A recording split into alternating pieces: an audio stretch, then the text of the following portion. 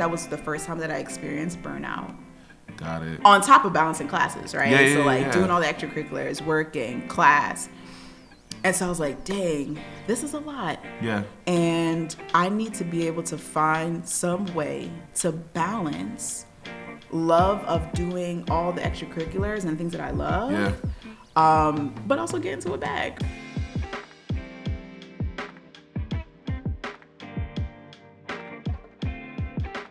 Welcome to another episode of Keepin It a Bean. Keepin It a Bean is a podcast that brings together coffee, conversation, and commentary all in one space. Again, it's one of my favorite things. If you're new here, my name is Marquise Davon. Keese, don't ever call me Mark in your life. Y'all know what the game is. That's only if you're new here. However, if you're returning, hello to niggas and niggas only. You already know what the vibes are at all times. Thank you for coming back. If you're looking at these two lovely faces here, that means you're watching us on YouTube. So we are probably your Sunday watch, okay, at 10 a.m. You heard me? Get into it. So if you're watching on YouTube, please make sure you hit that like and subscribe button, hit that notification bell so this way you know every time I drop a new video. However, if you're listening, that means we're your Monday morning drive. And so please make sure that you are tapped in and listening to this here podcast. We are continuing on celebrating Women's History Month. And so we had two awesome guests. We had Elise last week, but not only did we have Elise, we also had, why am I bugging? 2 seconds. Candace. There we go. Thank you. Because you was tapped in. That's my girl. Okay. Yes, come on. Yeah. And honestly, the reception from both of the episodes has been awesome so far. And so thank you for all of those that have been reaching out and have been showing them love and support. I'm so excited to continue on because I have a wonderful guest on. When do we become friends? Not too sure. Not too sure. Okay, but I just know that you were there, but you were lore before I knew who you were. Oh. And so I'm telling you, anybody who went to Temple said, you know Slay by Tay? I said, interesting. Right. Who's the Slay by Tay? But she was doing the hair. I was. Cool. That was an era. Yes, but my best friend is the one who actually introduced me to you, Amanda. So shout out to Amanda. Shout out to Amanda. Her. Stop playing with her. But I got to be introduced to you, and you are somebody who has so many different iterations on terms of like how people know you. Their first points of interaction with you may be different. But also, as I got to know you, I said, oh, you are not like a one-stop shop. No. And so I'm so excited for our audience to be able to get to know you through that. But before they get to know a little bit more about your story, we like to do a little icebreaker here. Okay, let's break the ice. Something. And so this is the Keepin It a Bean segment. Cool. Keepin It a Bean is where you keep it 100. It's your hot take about whatever is on your mind. Personal, pop culture, politics, whatever that thing is right now. What you trying to get off your chest today? What you keeping in a bean about? What is on my mind? I'm going to keep it a bean. You do not need alcohol to have fun. Ooh! Clock it. That's it. I had a conversation earlier today, and someone was like, yeah, I just can't wait to drink my vodka, whatever it is. I was like, you know what? You don't need alcohol to relax. You don't need alcohol to have a good time. You don't need alcohol to connect. That's my hot take.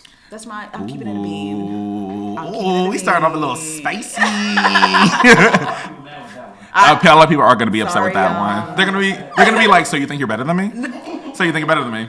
Never. Interesting.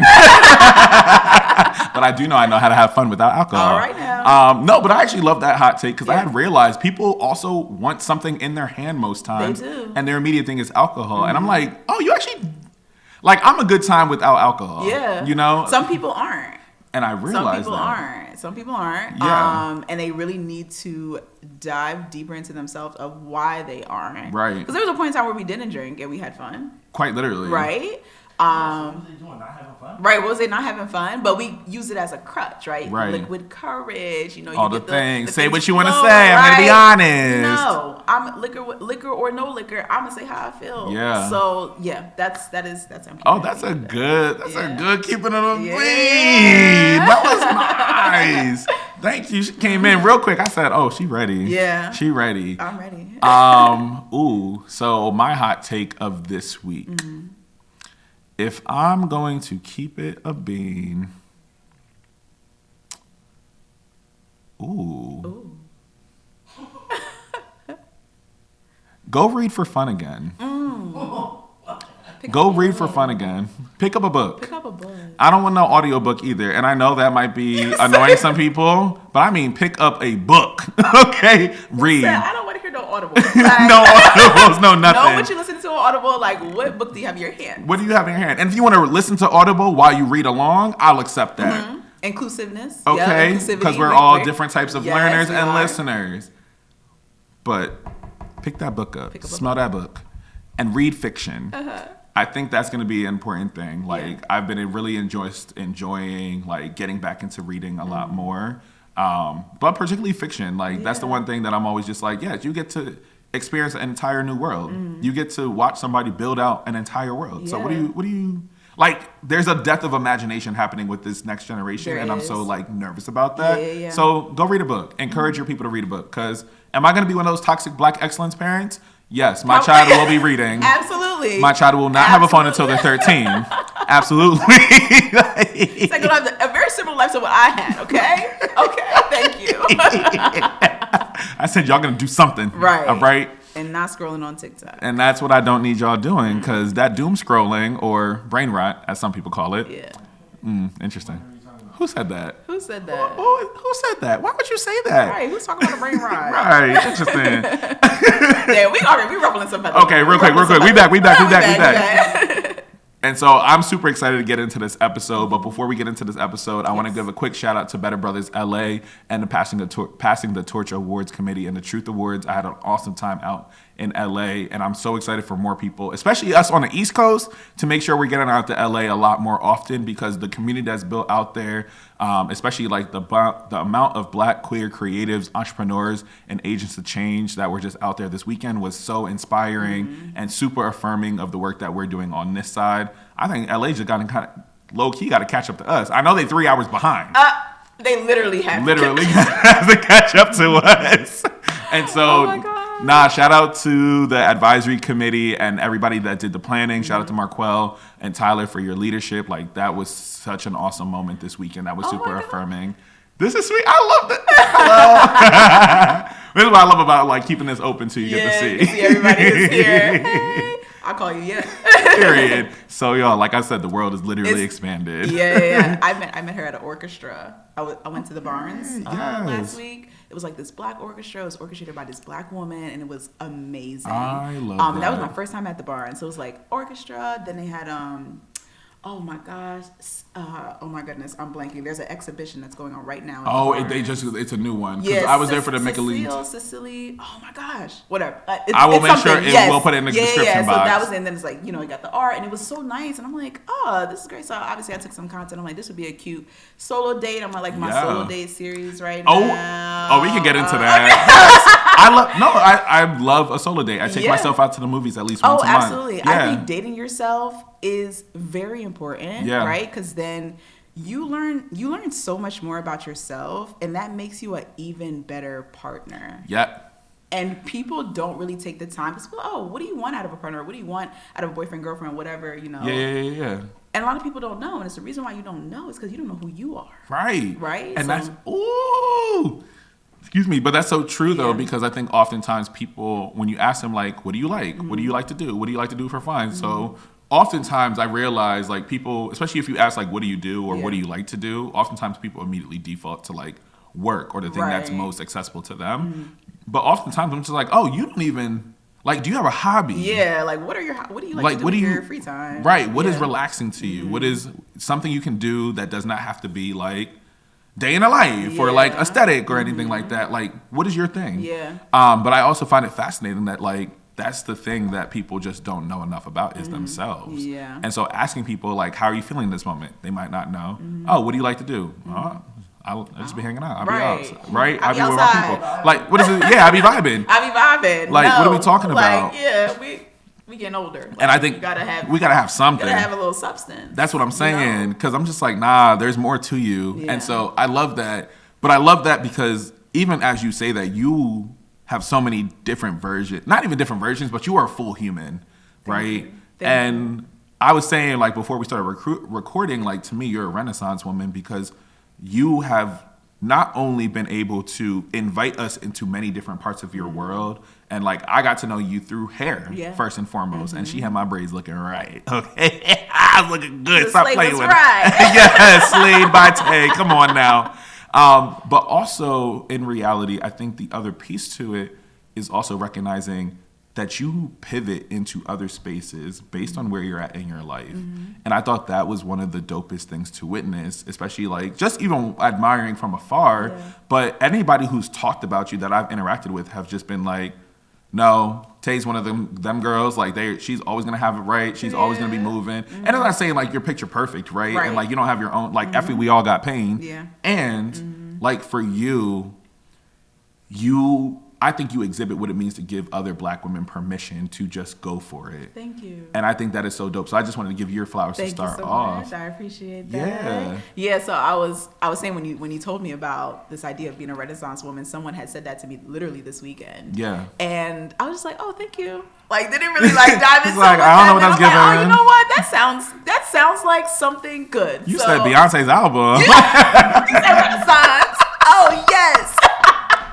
I would be a Renaissance woman. Okay. But yeah, so it's interesting because like you bringing that up about being able to pivot and evolve, and a lot of times when I'm on panels or even when I'm talking to students per se, like I always say we have to continue to give ourselves permission to evolve because we get into this space of, okay, like this is what I'm doing, this is how I'll stay, and this is just like what my life is going to be. But we really only have one life to live. Yes. Right? And we have to utilize the time that we have to try all the things. And that's not to say don't try to grow and develop, become a master of something, because I think that's also really important. But it's also important to experience all the different things that life has to offer. Yeah. And so being like going through college and doing hair, right, which is how I paid for college. Yeah.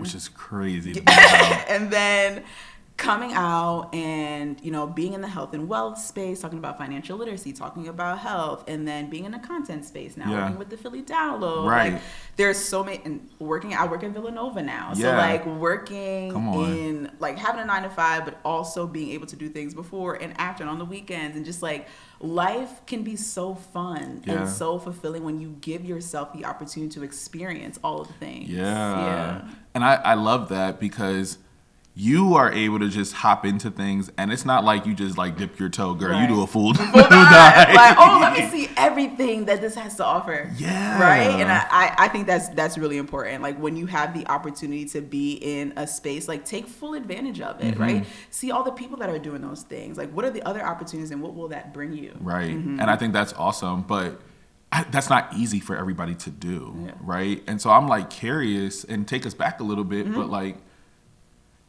when did you just say, F it, I'm doing it? I'm doing it. Yeah. Like, how'd you build up to getting to there? Yeah. So I'll start. Where can I start? I guess I could start in high school. Yeah. So I went to Central. Shout out to everybody who went to Central. Period. 275. So yeah, I went to Central, and in high school, I did a lot of, like, I was a very active high school student. Yeah.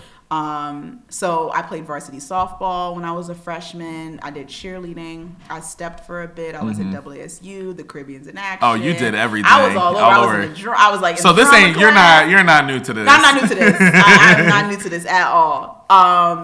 But so in high school, I was doing all those things. And this was also kind of the start of where my financial literacy journey started without me even knowing. Right. So in high school, when I learned that if you go to work, you get paid, I was like, I'm quitting everything. Like, I'm going to work. Like, I don't know what you're talking about. I'm clocking in. Where's my money? I said, forget the cheer, forget the step, forget all the clubs. Like, I'm going to work. Right. And it was cool. Obviously, like, you know, you're 15, 16, you're getting money. I was working at the YMCA. Period. I was in child watch. So like when everyone was working out, they bring their kids. I would watch their kids, and it was fun. Like we were active in there. I also started teaching Zumba when I was 15. So this is something you've always been doing. Oh yeah. Okay. I started teaching Zumba very young. Yeah. And it was literally by accident. I'll tell you the story super quickly. So my family's from Trinidad and Tobago, and my aunt came to visit us, and we were like, it was her last day. We were like, let's go to Zumba. So we go, and the instructor wasn't there. And so my mom said, oh, well, Tynecia, just go up front and do something. So we're in there, me, my mom, my sister, my aunt. And then people started coming back into the room, and I was like, "Wait a second, y'all. I don't work here.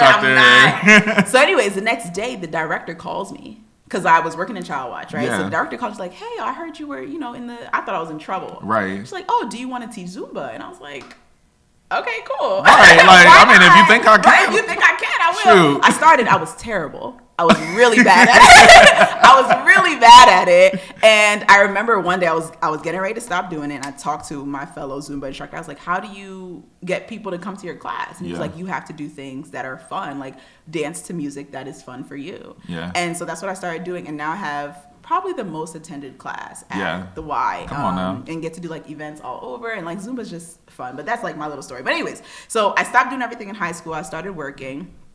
And then I graduated from high school, and I was like, dang, there were so many things that I should have been doing as a high school student that I wasn't doing. Yeah.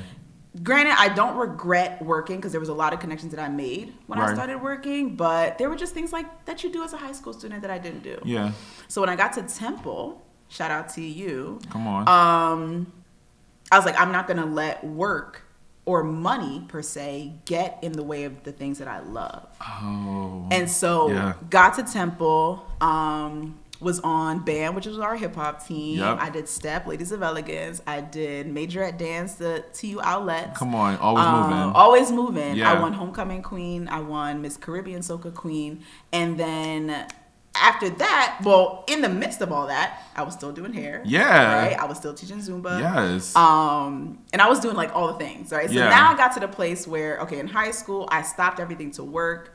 In college, I'm doing all the things and working. Mm-hmm. And so in college, that was the first time that I experienced burnout.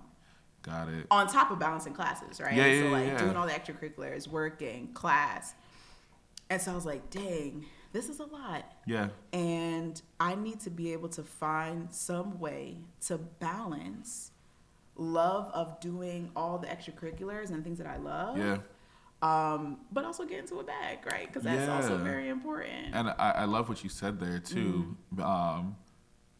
Like as you got to like the burnout piece, I think that's important to know because oftentimes you don't realize you're burnout until it's too late. Until it's too late. Until you're crying and just like, I am exhausted. And then I'm also wondering, because I know like for me, I was a very similar person in high school. I was in honor society. I did theater. I played basketball. I played my cello. Like I was all over the place. I worked at McDonald's.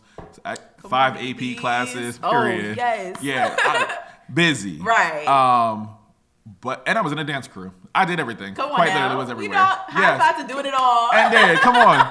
But in that, I had realized I was being overproductive in order, for me, it was to stay away from home as much as possible. So all I had to do was sleep and then go back to school and do what I had to do type situation. But the first time I experienced burnout, it was too late to know that I was experiencing it. But I was also scared to tell people because people see you as some. And that's what I was going to ask you is like, what was it like for you to kind of either compartmentalize or even navigate this outward idea of how people perceive you versus what you're actually feeling? Yeah. So I kind of got to this point where, yes, when I experienced burnout in college, I realized that no one wants to be there in that space of like, okay, like I feel like I can't do anything now because I am exhausted, I am drained. And I realized that there are a lot of people that I have to show up for. And if I can't be my full self, as in like pouring back into myself, making sure my energy is replenished, how can I show up for other people?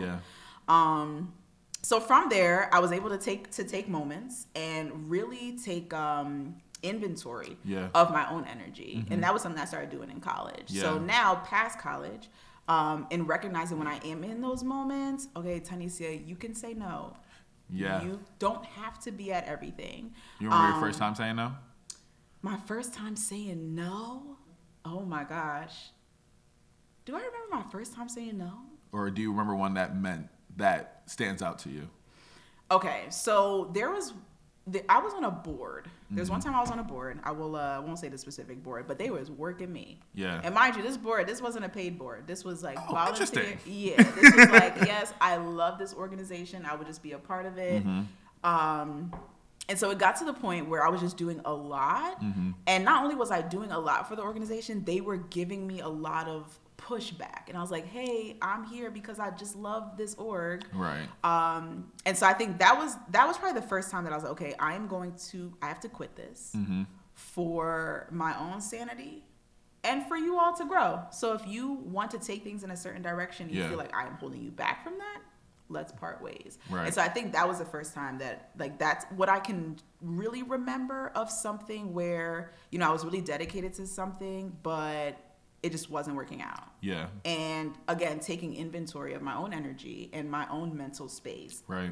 Yeah, this is not, it's just not going to work. Yeah. Yeah. So that was probably the first thing I can remember. Shoot, good for you on that too. Can I ask, how did you like handle juggling all those things, even at high school and all college?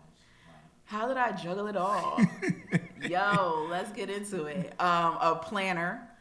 Gives me I hate to every be time. that person to be like a planner, like Google your calendar, whatever. Like that is so important. No. And I even say this now. I'm like, if it's not on my calendar, It's not happening. It's not happening. I will not be there. I have dates. Like when I'm going on dates, it's on a calendar. Yes. Meet so and so at this restaurant. Yes. That is on my calendar. Yes. So that was the first thing. But another thing, and I guess to your question too about continuing to show up and channeling energy, it's back to what I said about trying all the things. Yeah. Like I'm in a space right now, like I'm single, I don't have kids, like I don't have that many responsibilities right now of things like, okay, if I fail, someone else is going to be affected by it. And so that is kind of like a good push of energy for me. Like, okay, Tynecia, like you are young, you are full of energy, and I tell myself those things. Right. And then when I get to the moment where it's like, oh wait, no, okay, we're tired right now, we can take the weekend. And I've been really good at that recently as well with like all the new things that are coming up. I was gonna say post being Miss Philadelphia. And it's funny because a lot of people are like, oh yeah, you're done being Miss Philadelphia now, so like you have a lot of time. I was like, things are just getting started. Things are just getting started. Yeah. But to answer your question, like it is a lot of like planning. Like I will sit at the top of the week and like, okay, what is this week going to look like? When I have weekends where I do have to make sure I push through, like this weekend coming up, we've got Diversity Tech is here, Artist is coming up. Oh wow, that's all this weekend. That's all this weekend. I'm speaking on a panel on Sunday. Then Monday, I'm going to Harrisburg. So like, and Monday, I'm like, I got a keynote address on Monday. Yeah, it's a lot of things happening, right? I said there's some political stuff I got to do on Saturday. Yeah, you're right. So it's like it's in my calendar. It's there, it's all there. But when I know there's a push coming up, when I know, okay, your energy is going to be expended a lot. Yeah. Make sure you are ready for this mentally, physically. Spiritually, emotionally, make sure you're ready for it. And so it's a lot of planning. Yeah. In a literal sense, the metaphorical sense, there is a lot of planning and really just like telling myself, you're young, there's so much opportunity out there. Mm-hmm. Just go ahead and get it. Yeah, and it's funny, like I'm having my little Shonda Rhimes year of yes type situation right now. Okay, come on now, year yes. Yeah. Because I remember like my first time saying no, I was just like nervous. I said, I'm gonna disappoint somebody. I don't want to disappoint people. Da, da, da, da. And I said, they don't care. They're waiting for me to say no. You're good. Like they're gonna find a way every time. Yeah. And so I think it's interesting because even in that moment, I've been in the same boat. I'm just like, all right, before I hit 30 in 6 months, like not too much. I thought he was gonna say nothing. I know. Okay, nah, because he. Okay, well, crazy. He was waiting. I mean, you kind of put it. He wasn't gonna say nothing. I know. I was just saying. Nah, because they've been cooking me all day. Oh my god, because you about to be 30. Because I said I got 6 months. 30 is so young. That's what I'm. Oh my gosh. They said your unk status. I said no. I feel like you don't. I feel like you unk when you like 40. 30 is so young. Unk status is 40. What's parent status? Whenever you become a parent. Whenever you become a parent, right? Like don't piss me off. Whenever you become a parent, you can be a parent and not be an unk. That's true. Yeah. So. About like 27. You're right. I don't want to hear not one thing from you. Anyways, we're gonna continue on this conversation.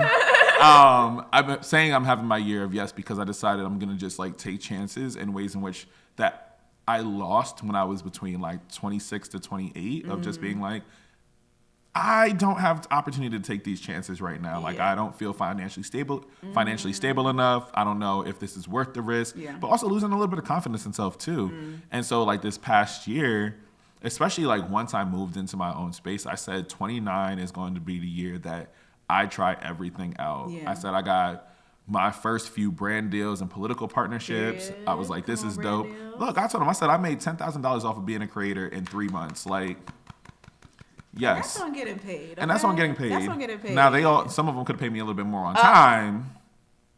But I'm gonna mind my business. No shade, no tea. No shade, no Grateful tea. for what we Okay. have. We'll ask for more later. And I look for more later. There we go. But it was doing that. It was dropping my coffee brand. It was just like expanding on the podcast, expanding the team, moving into my own home. Like there's all these things that were happening, and I was just like, I'm gonna continue to say yes to these things that scared me. Right. Because I was just like, I'm not no business owner. Yeah. I'm so nervous to just claim entrepreneur for anything. I'm like, Keisha, you've been podcasting for 8 years. Yeah, it's your thing. Quite literally. Yeah. I said, so for me, it took a while to be able to like sit into that and pivot into other spaces. But even more recently, I was having a good talk with my friend Camille.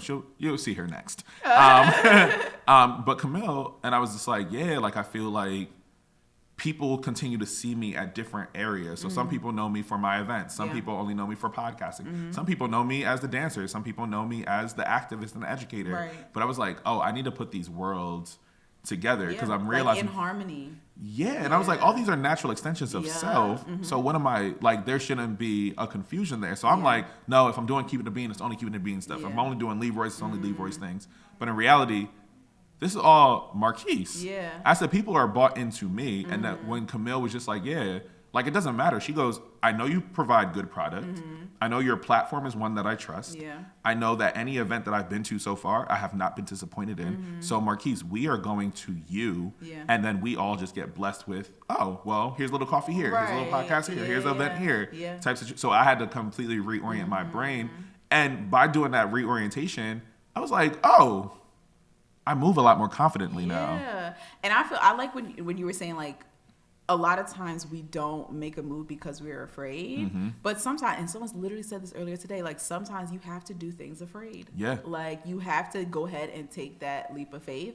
I am a God-fearing woman. Yeah. There is more letters in faith than fear. And so I have a lot of faith in myself. I have faith in God. I have faith in my community, like the people that support me and want to see me win. And they know like, if you don't get that thing or you don't accomplish whatever it was, you can try it again. Yeah. And that was that was a big thing with competing to be Miss Philadelphia, right? So that's like another era, right? Another part of me. But when I competed for Miss Philadelphia the first time, I got first runner up. Yeah. And that was probably the first time I could remember someone else saying no to me. Wow. And I wanted to be Miss Philadelphia so bad. Wow. So bad that this was 2022. In 2021, it was a virtual one. I watched that competition every single day to prepare for Miss Philadelphia 2022. And that was like 6 months. I watched that. I was like sitting with my clients, like, ask me questions, like just like going over things. Yeah. And then I got first runner up and I was like, wow, that hurt. That hurt because I was so used to, I put my all into things. You should get it. I should get it.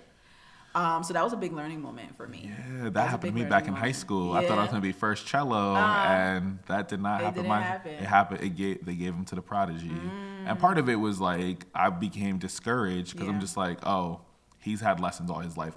I can't afford to pay for lessons, anything like that. Yeah. But I was like, this is a completely different world. But I remember like that no stuck with me because I was like, I don't want to be denied like that again. And it's one of those things that should remind you sometimes, no matter how hard you work, it might not work out. Like you're not entitled to anything. And that was such you brought back some memories. That was good. No, you don't gotta apologize. Yeah. But it was just it's a good reminder of just like, no one owes you anything. No one owes you anything. And that was like a big moment for me. So like at that point, Miss Philadelphia 2023 came around. And when I was working at Temple, a huge conference I planned, our Inclusive Leadership Conference, which essentially teaches our students how to be leaders in an inclusive way. It was the same day as Miss Philadelphia 2023. And I was like, okay, well, I guess I'm not competing this year. And then Miss Philadelphia 2024 came around, and I was just sitting there, and I was like, I am not too sure if I'm going to compete. I don't think I'm going to do this again. I told myself, I was like, you know what? I'm going to have a daughter one day, and she's going to be Miss Philadelphia, and I'll live through her.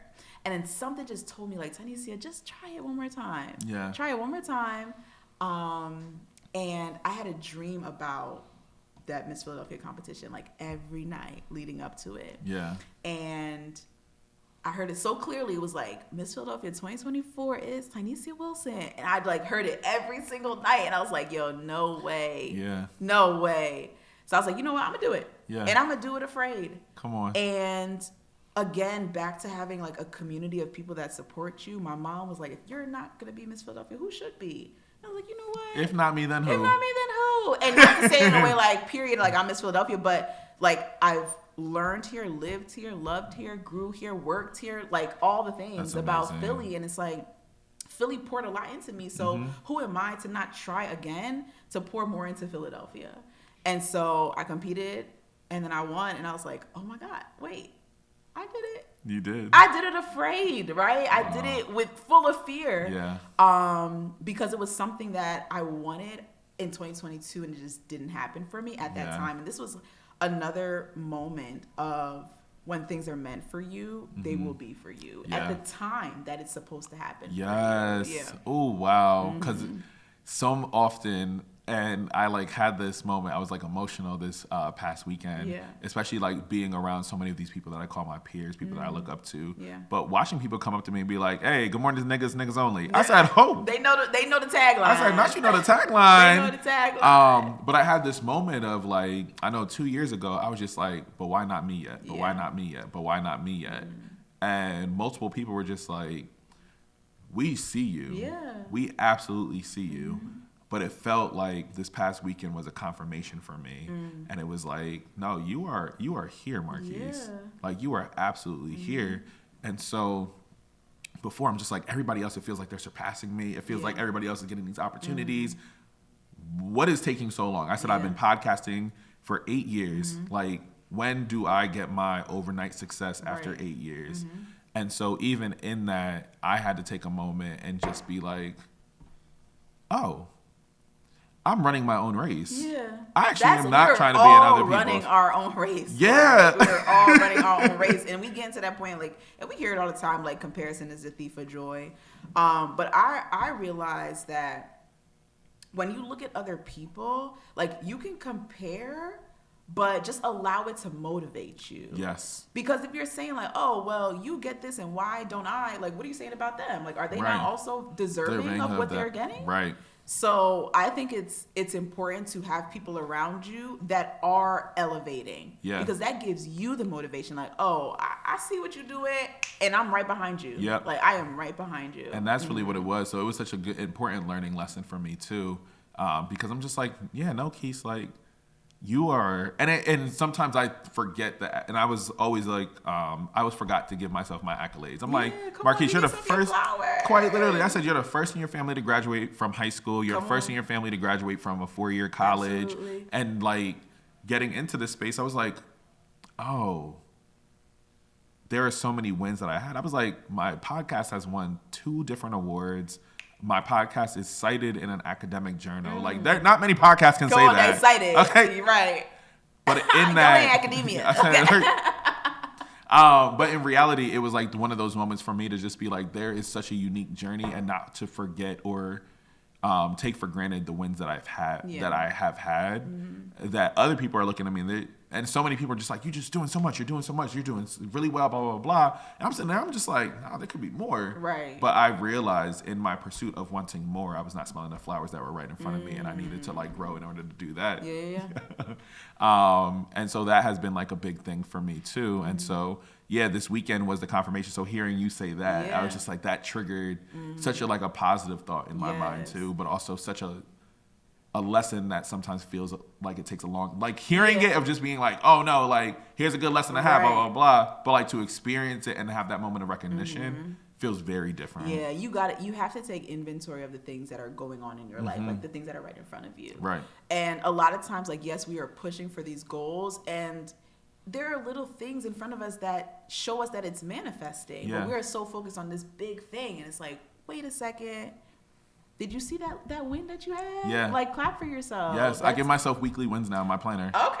I reflect when I journal at the end of the week. I reflect on the things that I've won. Come on, weekly wins. And that's all it is. I'm just like, when you're in the work, you're in the work. But when you reflect on it, I'm just like, I make it a point to journal every morning. But at the end of the week, particularly like writing down, you fixed your bed every single day this morning. You made it to the gym 3 times this week. You did that. Like, those are wins that we just are like, these are necessities. Like, yeah, these are great. And I check this off. And my Virgo brain just be like, check that. Are you check a Virgo? that box. Yeah. I'm a Taurus.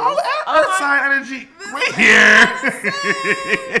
Wait, so to that point though, so what I started doing, and I started doing this back in 2022, I have like this little jar, and it has just a bunch of like sticky notes in it. And whenever I accomplish something, I'll write it down, fold it up, put it in the jar, and at the end of the year, I'll go back and look at all the things that I did. Yes. Oh, I'm gonna have to use that. Do it, and I did it. I started doing it in 2022 because in 2021, at the end of the year, you know, like the New Year is coming up, those posts start happening. And it was like, oh, say all the things that you did this year. And I posted, and I was like, I don't think I did anything this year. This is 2021.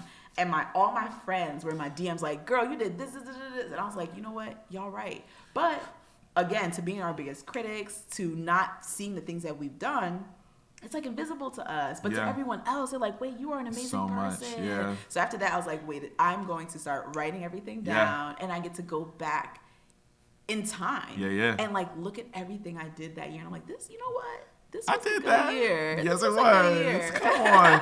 And I love that. And so I just want to continue to say thank you for like engaging in this conversation, and thank you for being who you are. Because when I tell you, every time I see Tynecia outside, it's a done deal.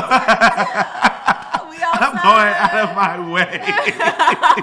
But your energy is so damn radiant too. Like, truly and honestly, every single person who has come in contact, like, not only do they love you and they're inspired by you, but you give people permission to be daring. You give people permission to pivot if they need to in life. My best friend Amanda always references you. She's like, Marquise, like, Tay's always doing like these workshops. Like, you should be doing workshops. You can do this. Like, go ask her about this. And so just like hearing, that's why I said there was a lot of lore before I actually met her. The lore of Tynecia. It runs deep here in Philly and beyond, for real. And so, like, I thank you for just coming on this podcast and being able to just share your story and share your insights, because I'm so excited for people to get to see this episode because, we can be the productive patties up in this space. We can be the ones that can do it all. But even in those moments, we got to touch on burnout. We got to touch on, like, what did it mean to come out of that? What does it mean to appreciate that? How do I plan for all of that? Because oftentimes we see people who do the doers, but we don't see the process of doing. And so I thank you for being able to share that story. Actually, thank you for having me. I've been wanting so bad to be on here. Y'all don't even know. You don't even know. I got the text. It was like, yes, I'll be there. Let me know what time, what we talking about. I am there. But what is crazy is because this one thing I'm like unlearning is being okay with just texting people and just messaging like, hey, would you be interested on being on the podcast? But I'd be so nervous because I'd just be like, when I'm like fans of some people, I'm just like, nah, what if they're gonna have too much time? Or if they're gonna be da-da-da-da. And I said, nah, nigga, just do it. Right. Just do it, see what happens. Yeah, and so like everybody that came up with this time, I'm just like, I sent out a personalized text to y'all, this, that, and the third, of just like, I would love to have you on the show and be able to celebrate you during this month specifically.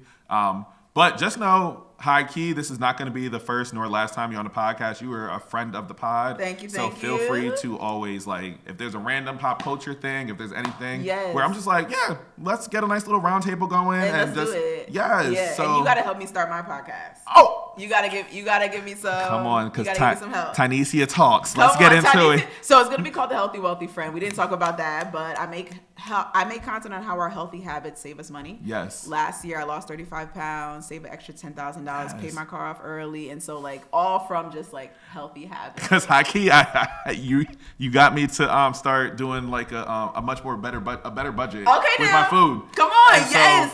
I said, so you said you spent this much and got this meal for what? Say less. Yeah, it's all about the planning. So that's what I want my podcast to be about. Is like every episode you get closer to being the healthy and wealthy friend in your own friend group. Oh, I love this. Yeah. Oh, I'm so excited for more of that. And y'all heard it here. Come on, y'all heard it here first. Period. But no, thank you so much for coming on the show. Before we get out of here, please let the people know where they can find you. Yes. Okay. So I am on Instagram, Tynecia Wilson, TYNECIAWILSON_. The Healthy Wealthy Friend is my health and wealth brand. And where else? I think that is all. Instagram. You can find me on YouTube as well. TikTok. All the social media outlets. And then you can also find me out in Philly at your favorite events. Come on. With the Philly Download. Yes.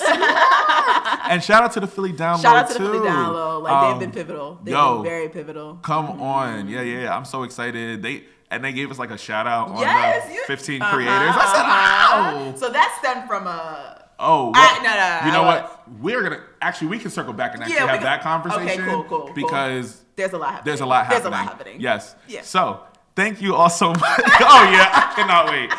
Thank you all so much for another episode of Keepin' It a Bean. Please make sure to leave your comments below. Please leave a rate and review on wherever you listen to podcasts. Thank you so much. Don't forget, if you are interested, you can still buy my own coffee brand called Leroy. So please make sure to do that for us as well. Other than that, I'll see you next week. Bye, Peace. everyone. See ya.